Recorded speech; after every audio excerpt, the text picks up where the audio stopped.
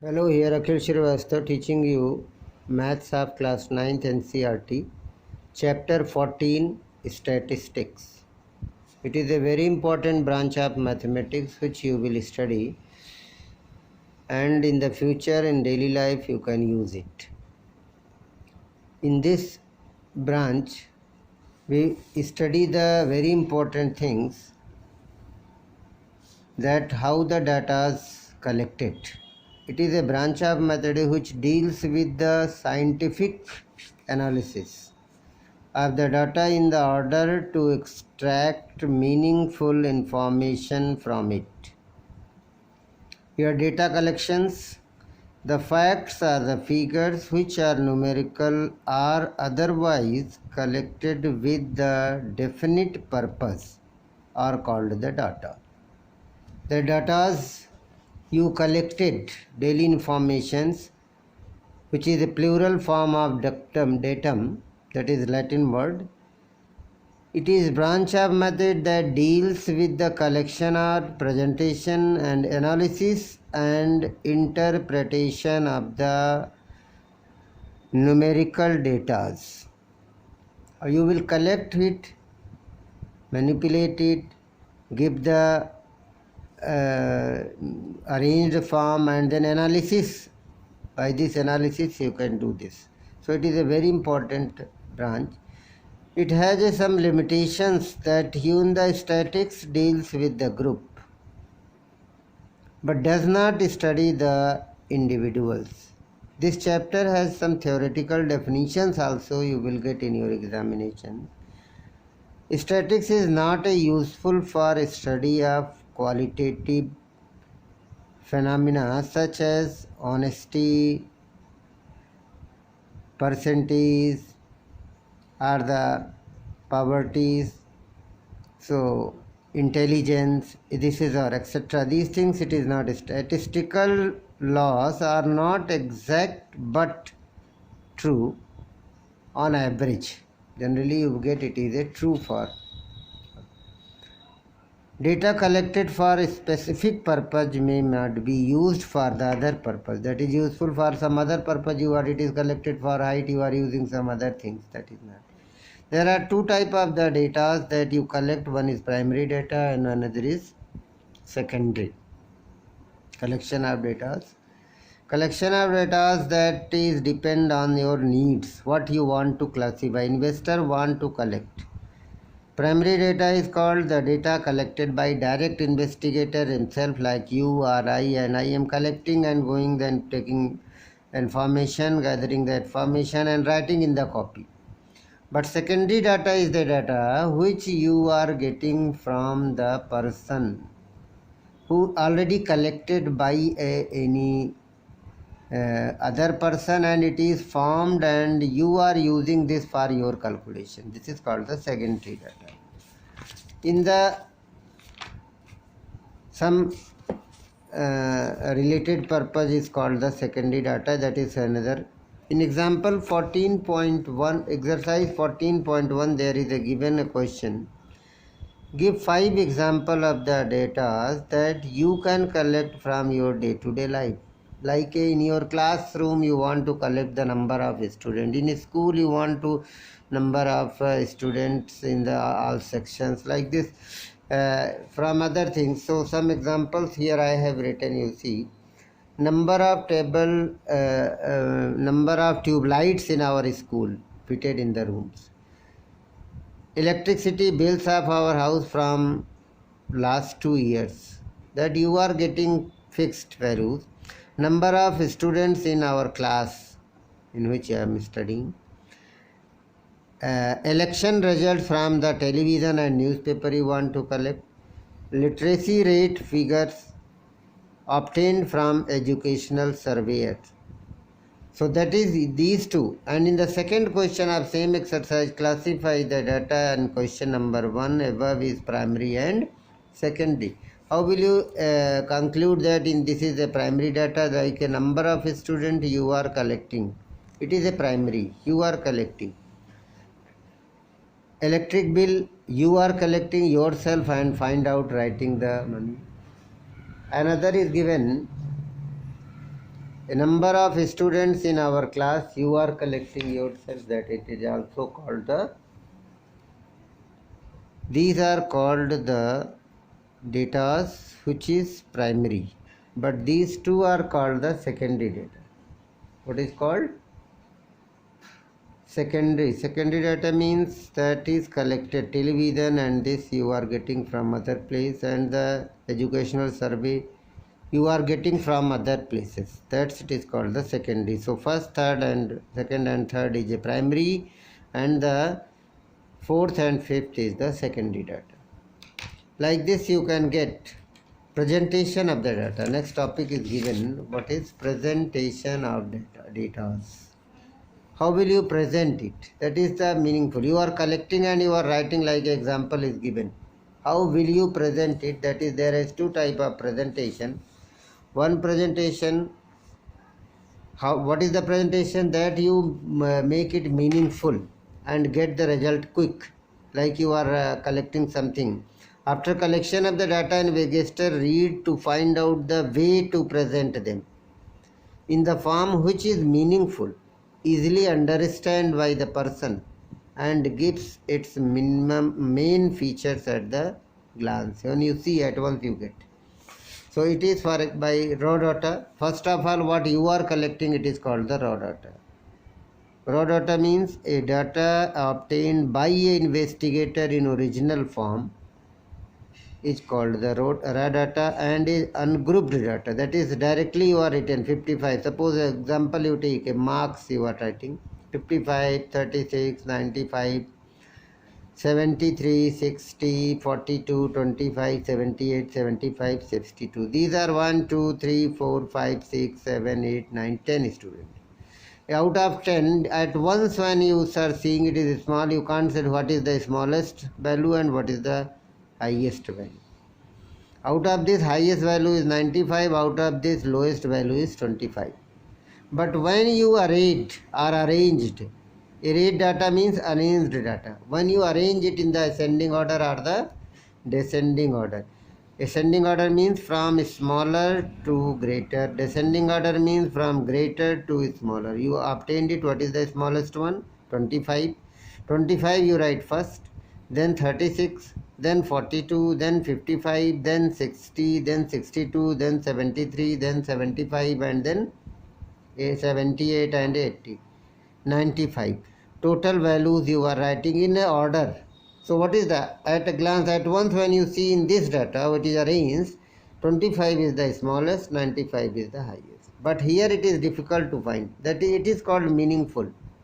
It is called the meaningful value. What is raw data you are arranging in a group? And this arrangement, there is a two values you are getting, minimum and maximum. Minimum 25, maximum 95. What is the difference between them? It is called the range of the data. Difference between the maximum and minimum value is called the range of the data. What is the range? 70. In the 70 it is fluctuating. Arranged data is the data of observation which is represented in the form of ascending or descending order. If some students are getting some marks and number is more, see, that is you are getting what is the marks and number is more. There is only here are how many? 10, but suppose there are 50 students is given. Then how will make this suitable? For this arrangement, so then arrangement must be expressed in the form of a grouped frequency distribution. Grouped frequency, you can't write one single by single, one. Ungrouped. There is a not grouped but ungrouped frequency distribution means you will make a table with the help of tally marks. There are 30 students given in the class. One example you see. We will make a frequency. Frequency means the number of any value how many times repeat. Like I am here getting frequency of 44. Means how are you getting? It is not the first. First you are put the tally marks. Tally marks you know in class 8. You write here 3 and here 10, 3. 30 students given. First you 10, 22, 10, 92, 92. How will you make this tally mark? That you can get very easily. 10, 92, 92. Where is the 10? This. 10, 92, 92. Again I am making. It is already made earlier. 20, 88, 40. 20, 88, 40. Like this we will put the tally marks. By this I am getting this. First you put, read 20, 88, 40, 36, 80, 50. 36, 80, where is the 80? Here. And then another is what? 50. 50 we will write in front of the 50. Single number I am taking, ungrouped frequency distribution making. Because very difficult to find out like this 10, where is other 10, where is other, no. One by one line you read and you get 92, 70, 50. 92, 70, 50. Like this you make the frequency distribution table. 95, 72, 56. 95, 72 and then 56. Like this. Here. And then 40, 70, 40, 70, 60. Where is 40? Here 40. Where is 70? 70. Where is 60? Here is 60. Like this you will put. How will you make the frequency distribution table? 50, 36, 70. 50, 36, 70. 56, 40, 60. 56, 40, 60. Where is the 60? This. 56, 40, 60, 36, 60. 60, 36, 60. Like this. 70, 40, 88. 70, 40, where is 40, 40 and 88. You see. I have made what is already made here. Then you write what is here is one tally mark. So here is 1. Here is one tally mark, 1, 3, then 3, 4, then 4, 3, 3, 2, 2, 4, 4, 4, 4, 1, 1, 2, 3, 1. First you put the tally mark. When fifth one you put the slant line. That is bunch. Bunch of tally marks you know in class 8. Fifth one will be like this. It is a bunch. So put the tally mark first and then count it and your total will be 30. When you add it all, your answer will be 30. So with the help of this you can give the many questions. It is called the frequency distribution table, which you can get easily. How many students are getting less than 40? Means 1, 2, 3, 3, 4, 5 students are getting less than 40 marks. How many students are getting more than 80? More than 80 means these 3 lines, 1, 2, 3. What are these frequency? 2, 3, 1, 3, 2, 5 and 1, 6. 6 students are getting more than 80. 80 are more than 80, then this will be also added. 70 are more than 70 means from 4 till here you will add. Like this, you can give at glance it is. How many students are getting minimum? Only 1. How many are getting maximum? Only 1. How many are getting 80? 1. But here it is difficult to find. It is a meaningful and useful table. Now another example that you see, when there are more than this 30, there is a 60, then it is very difficult to 1, 1, 1 and some are getting repeated marks. Repeated number of marks you are getting, then what will you get? Here it is 60 students. So we will first find out what is maximum, what is minimum, 93 and 8. Then what is the range? 85. In this range, from the representation of this, make a group.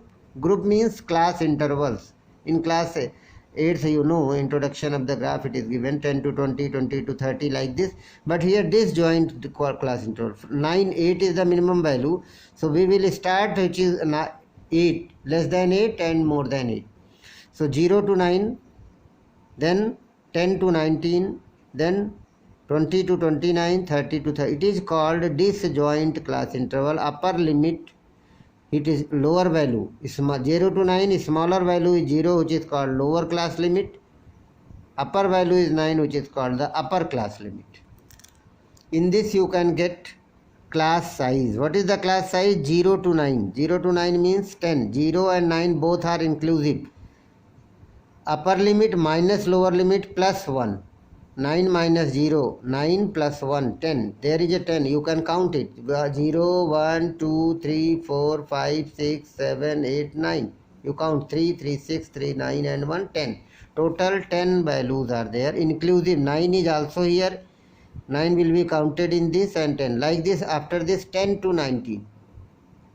10 and 19 are another example I have written. 30 to 39. 30 is the lower class limit. 39 is the upper class limit. Both are inclusive, not exclusive. Inclusive. Both are inside. Class size of this is directly upper minus lower plus 1. Inclusive case only. So 10 is the class value. How will you find out this? This will be very easy. First you write all the class interval in one column. Another is another table you make, tally marks, then frequency. Frequency will be at the last. First of all, how will you take 0 to 9? 0 to 9, it is very important. What are you going? You start from here, 46, 93, 27. Three numbers, 46. Where is the 46? This 46. 46, 93, 27. 93 will be in front of this, in this 193. And 47 here. You are seeing how the tally marks. First of all, you put the line wise this and then make the tally marks. After this, you count here 1, here 2, here 3, 4, here 6, here 15, 12, 5 plus 5. It is counting is easy. Tally marks 1/5 line is slant line, cutting all 4. So 1 bunch, 2 bunch, 3 bunch, 3 5 is 15 like this. So you are getting that. It is not that you count all the numbers between 40 to 49 from here. No. You read one by one and put accordingly in front of this. It is your tally mark method.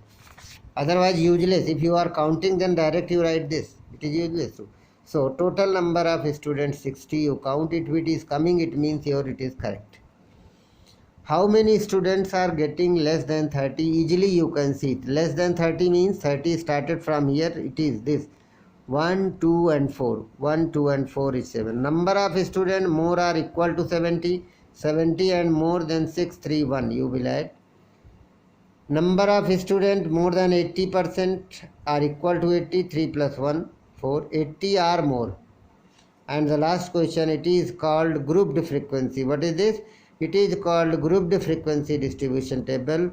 It is a discontinuous. It is not continuous. Continuous means 0 to 10, 10 to 20. I will tell you in the next lecture what is the continuous. In continuous, upper limit of the first class interval is the lower limit of the second. That we will discuss in next. Both upper and lower limits are inclusive in this. Continued. So, that is in next lecture I will tell you. Discontinuous, it is not continuous. Inclusive means both are there. Here 0 to 9, 9 also count here, 0 also count here. 10 to 19, 10 will be counted in this class interval, 19 will be also counted into this class interval. That's why it is called inclusive class interval. And also called disjoint. Upper and lower have no connection. 39, 40, 49, 50, 59, 60. But when it is joint, you get 0 to 10, 10 to 20, 20 to 30. 1 will be common in all. Upper, lower like this. So, this introductory chapter and 13.1 exercise is over. Said that you solve and finish your this introductory part. Next lecture I will explain you the continuous class interval and the rest part. Thanks.